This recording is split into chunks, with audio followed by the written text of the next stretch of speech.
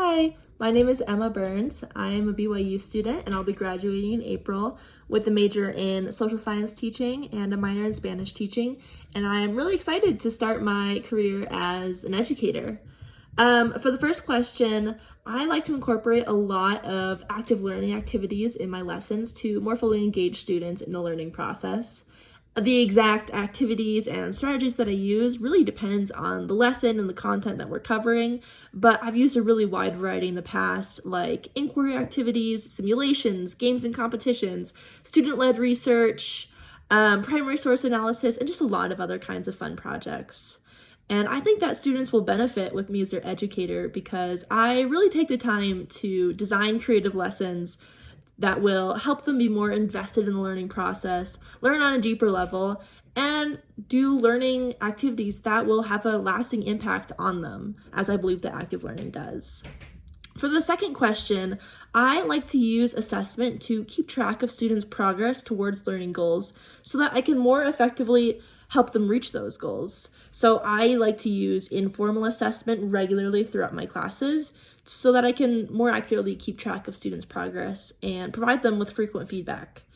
Earlier this year, my students had an important test that was about observation and inference that they didn't do very well on, which is unfortunate because it's an important historical skill. So with my PLC group, we analyzed their test responses and discovered that their main problem was with observations and making good ones. So I decided to reteach the skill to my classes and we practiced a lot together, and then I gave them another assignment with that skill, and this time they did much better on it, and now they're a lot more confident using that skill, which I'm happy about because it shows that with the assessment I was able to adjust how I was teaching them and help them better.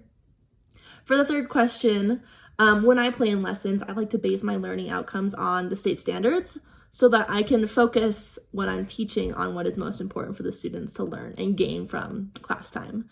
So once I've developed those learning goals, then I take a lot of time to think about the support and scaffolding that different students are going to need to meet the goals, because I'm used to having a very wide variety of students in my classes with all different kinds of needs. So very frequently for IEP students who are weaker readers or writers, I will provide modified reading assignments with maybe vocabulary lists or easier text or things like that. I'll give them modified writing expectations, things like that. And then for EL students, which are also very common in my classes, I will again provide heavily scaffolded assignments, extra background information, and access to translation tools, all things that I'm trying to do to help each student be able to thrive in my classroom. Thank you.